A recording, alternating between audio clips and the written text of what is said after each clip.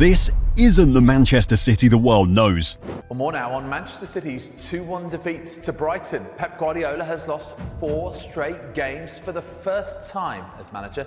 And in the press conference, he was asked if an unprecedented era of success was coming to an end.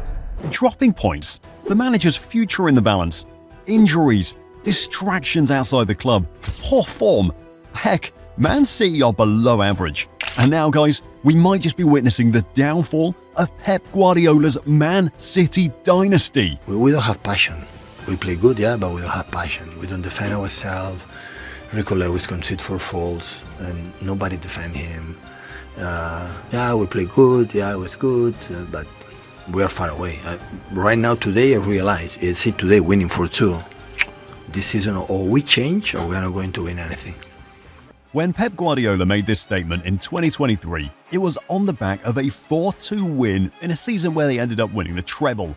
2 years later, and it's different. For the first time in his managerial career, Pep Guardiola has lost 4 games in a row. It's worse when you realise out of these 4 defeats, they've come in 3 different competitions, lost back-to-back in the Premier League to Bournemouth and Brighton, got knocked out of the Carabao Cup by Spurs, and got thumped 4-1 by Sporting Lisbon in the Champions League. Pep's team is suffering a major crisis.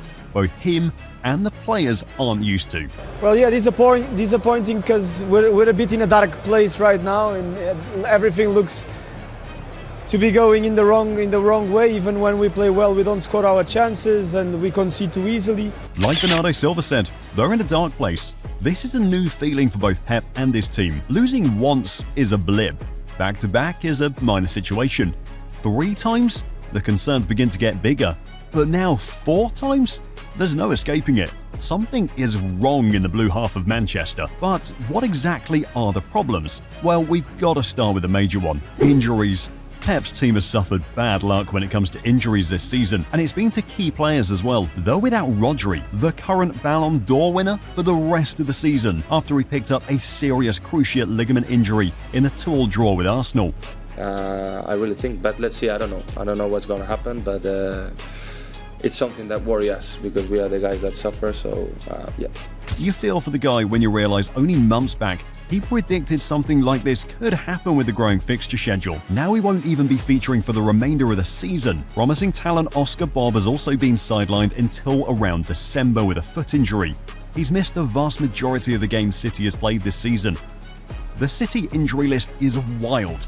John Stones, Ruben Diaz, Jeremy Doku, Jack Grealish, Oscar Bob, Rodri, all these guys are out with injury for City. And even with the players they've got available, the likes of Manuel Akanji and Nathan Ake are still carrying injury concerns. And Kevin De Bruyne only made his return from injury in the defeat to Brighton. He is not fully match fit yet. It's gotten so bad that it was even reported a few weeks back that City had less than half of their senior squad fully fit. It doesn't matter who the manager is, dealing with these kinds of problems is always going to be a major issue. It's forced Pep into decisions he wouldn't necessarily have loved to make. And nobody can, and João Pedro. 19-year-old Jemai Simpson-Pusey made his debut for the first team in the Brighton defeat. Just look at the City bench for that one, and it featured inexperienced players like Josh Wilson-Esbrand, James McAtee, Nico O'Reilly, all teenagers who, given normal circumstances, would have been allowed to develop by Pep. Honestly, there are 2 ways to look at this. Pep Guardiola says Man City have 13 players available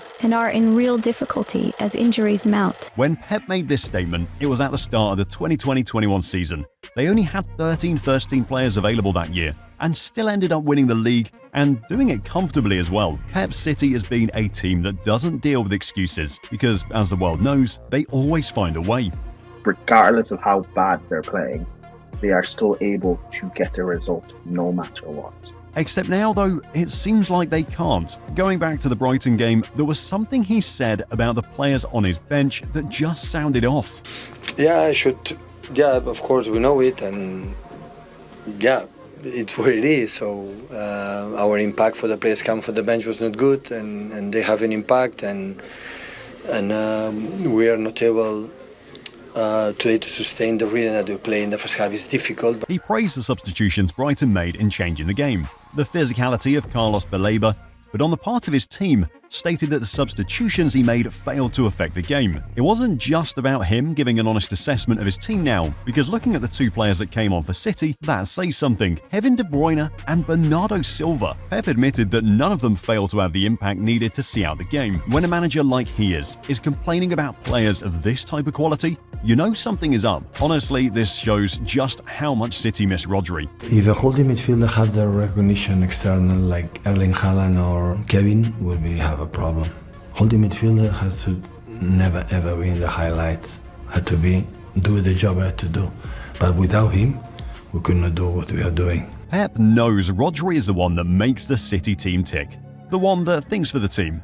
With all respect to Mateo Kovacic, he's not the same guy, and it's not the same effect he's got in that position like Rodri has. Rodri's win rate of 191 victories in 260 games for City, a 74% win rate, is the second most of any player in Europe's top 5 leagues. Out of the 45 games Rodri has missed through injury or other circumstances for City, they've only won 30, meaning they've dropped points in the other 15. That's 1/3 of the game, and points gone without Rodri. I could drop more stats, but you get the idea. Rodri is a very pivotal part of this City team. He's key to everything good they do, and now he's injured. Pep has to find a way to replace him, else this problem could go on long term. What we lost is the injuries that we have all season. This is the problem. The rest, it's happened, so people came in, came out. The only difference the previous 8 seasons is the amount of injuries that never had and that we have for different reasons, sometimes difficult to understand. He's the only reason. He's not wrong. It's not as if City haven't suffered injuries in the past, but in this current campaign, it happens so fast and all at once. We've known Pep Guardiola for years to be the great tinker who tries to make his squad as unpredictable as possible. And what you've just seen is the lineup in the game versus Sporting Lisbon, the 4-1 defeat. This is a lineup in the 2-1 defeat to Brighton. Pep used the same squad, no changes. This rarely ever happens. Injuries have forced Pep to change his hand. Now he's having to get the best out of a depleted squad. But on their part, the players themselves haven't exactly been brilliant. I think what Man City have shown in these last 3 games is that they can be beat. Yeah. Like we all know they can be beat. Where do you think the problems are? Because they have got an aging midfield. Defensively. Yeah, defensively they look very weak. Now, I'm not saying, I don't know if it is defensively or the fact Rodri's not in front to protect them. Maybe. As is rightly pointed out here, City haven't been as efficient in front of goal as they have been in past seasons. They're relying on Erling Haaland for the goals, and it's beginning to show. Haaland is City's top scorer in all competitions with 12 this season. In second and third place, Josko Vardiol and Mateo Kovacic, both with 3 each. Now, I'm not exactly a math genius, but if I add up both goals, that just amounts to half the number of goals Haaland has scored this season. For a team that's competing in the Champions League, Premier League, and the soon-coming FA Cup and Club World Cup, that isn't good enough. The drop-off from other members of the team is worrying. Last season, Phil Foden was flying. In the Premier League, he had 19 goals and 8 assists in 35 games, 27 goals in all competitions, and was voted the PFA Player of the Season. But, in truth, ever since the end of the last campaign, from the Euros to his present form that is, Foden has been largely disappointing. In the league, in the 8 games he's played so far this season, he's racked up just 1 assist. For a guy who was turning heads last year, that's well off. The poor form has spread to the rest of the team as well. Hold on a bit. If you've made it to this point of the video, that means you've hit that subscribe button to Football Historia, and if you haven't, well, you can now. Kevin De Bruyne has only managed 8 games for City this season due to a hamstring injury that's kept him out for over 2 months now. Other than Haaland and Foden, KDB is one of the major goal threats in the league. That he came on against Brighton and failed to have a major impact shows he's still struggling. City is failing to find goals from other sources, and it's particularly worrying considering they have this guy back in their ranks now. When Ilkay Gundogan returned to City this summer, it was supposed to strengthen the squad. Gundogan's time in his first spell at City, especially the latter years, could be best described as clutch. However, since he returned, he hasn't hit the same heights he did in that early spell, with 1 goal and 1 assist in 15 games. I mean, yeah, he's a midfielder, but we're talking about a guy who's bagged double digits in goals for City in multiple campaigns, and at times he's looked off the pace, coming down to City's main goal threat, and it's almost as if he's jinxed himself. Ever since he made this statement to Mikel Arteta in the 2-2 draw versus Arsenal, it seems like it's Haaland himself who needs humbling. Since the Arsenal game, he's only managed 2 league goals in 6 games. This was off the back of 9 goals in 5.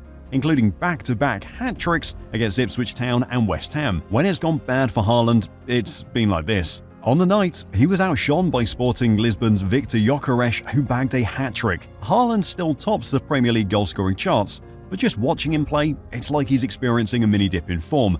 It's not just clicking for him at the moment. Just looking at his numbers, something is interesting that stands out. Out of the 43 shots he's taken this season, 29 have been on target, 12 league goals. It means Haaland is now averaging 3.91, or close to 4 shots, before scoring for City this season. He's having to do more to score. And that's because at this point, the weight of the goal scoring is heavily on him. Perhaps a big reason for City's downfall this season could be the manager himself. Hi Pep, I know you get asked lots about your future and you always say not decided, but the last 2 contract extensions you signed were in November. Have you got any plans to go to Abu Dhabi over the next 2 weeks? No. Pep Guardiola and his future are still very much uncertain, and now it looks like it's having a negative effect on his team. Every time he's been asked about it, Pep has been very unclear what the future holds or where his next destination is. If he'll sign a new contract, if he'll leave, it's hanging in the balance. He's in the final year of his contract, and if he doesn't extend it, it means City could very well be having a new face in the dugout. Honestly, if you're a player in the current City team, this realization that the manager demanding 100% every match day might not be there come the end of the season, well, that may just start to play at the back of the minds of the players. For a project like the one City has got, they need someone who is committed to the club long term. And honestly, Pep's indecision isn't helping. And maybe that's because he's seriously thinking about leaving. The last 2 times he signed contract renewals have been in November, which gives the general idea that if it isn't coming in the coming days or weeks, then this could be the end of Pep and City. And it won't be the fairy tale end he'd have expected. It's not just Pep with contract renewal problems. Kevin De Bruyne, the oldest member of the current City team, having been at the club since 2015, has a contract that's set to expire next summer. If City were going to cash in on him when the moves from the Saudi Pro League and offers abroad arrived, it would have been last summer. But instead, De Bruyne chose to stay, meaning there's a great chance that De Bruyne could leave for free. A depleted squad, the manager and current captain potentially leaving in the summer, it's not looking good for City at all. Issues on and off the pitch have been a distraction for Pep's team this season. And I know you will be more rumors and new specialists about the sentences that come up. We're going to see. So I know what the people are looking for. I know what they're expecting. I know it. What I read for many years, but I'm sad. So everybody's innocent, and guilt is proven. So we'll see. The club was in court a few weeks back to defend the 115 charges labelled against them by the league in connection with other clubs. And given that other Premier League clubs testified against them, it led Pep to make the statement that he knows there are teams who simply don't want City to win. And he's not wrong. Just going back to the general gameplay now, and Manchester City have been uncharacteristically sloppy. Now we know how City likes to play. They dominate the ball and move it with quick passes and interchanges to open up as much space as possible, and by doing so, push up so high that they leave themselves vulnerable on the counter. It's supposed to be a problem, but with the pace of Kyle Walker and the defensive awareness of goalkeeper Edison Moraes, City is supposed to be covered. Except that insurance they've had at the back for years doesn't seem as certain anymore. Goals like the Timo Werner one in the League Cup defeat to Spurs, or this one against Sporting, all came within minutes in gameplay breaks. They conceded in the opening 5 minutes to Spurs, conceding in the opening 20 seconds of the second half to Sporting. And it's becoming a problem now. City still continues to dominate games for large spells, but these periods where they switch off are becoming a lot more frequent, and the opposition is capitalizing on it. So is this really a problem for City then? Well, yes. They've never lost 4 in a row under Pep. It's a problem for both the manager and the team. Listen, the thing about him is he loves solving problems. He's got one. But as Noel Gallagher said there, it's a problem Pep is up for. The man loves challenges, and this is his biggest one yet. Fighting to win a 5th straight Premier League title with a team that's depleted and lacking confidence, and you wouldn't put it past them. It's incredible how, with all the talk of a crisis, City is still second in the Premier League, only 5 points off table-topping Liverpool. This is a position they're no strangers to. In the 2018-19 season, at the halfway mark when the two teams met at the Etihad, they were 7 points off Liverpool and still ended up winning the league that season. Pep and his team know how to string together lengthy winning runs that translate into trophies and titles. But now, at the moment, it'll be interesting to see if they can pull it off. The international break couldn't have come any sooner for them. I think everyone needed, yeah. I think clean our heads will be good for all of us, for the players, for ourselves, but especially to, Ruben come back, and hopefully John Stones come back, and hopefully the other players. It's all about resting and trying to go again. They know what they have to do, and that is to prove a point. Pep, on his part, will be hoping to have a couple of players like Jack Grealish available. And concerning the Grealish situation, there's a bit of a saga around it. Pep maintained that Grealish wasn't fit, but Grealish got called up to the English national team camp for the upcoming international matches. I'm pretty sure Liverpool's manager Arne Slot is watching all of this unfold and deep down loving it, because this one is building steam. Slot could be the man to end City's dominance in the league, and with the way he's been playing, Pep has every reason to fear him. Click the next video to find out why Pep Guardiola must fear Arne Slot this season.